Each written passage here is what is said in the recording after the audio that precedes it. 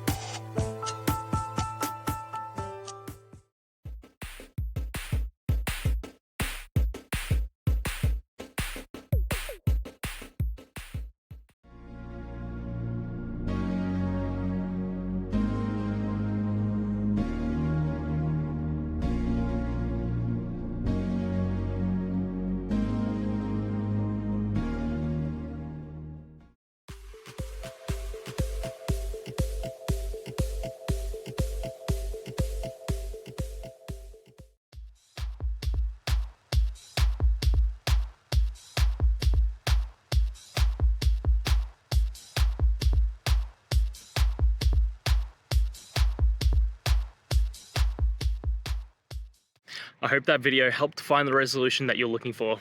And if it did, please, I'd appreciate it if you could hit subscribe. Until the next time that you need more technical help, I hope you have a great one. See ya.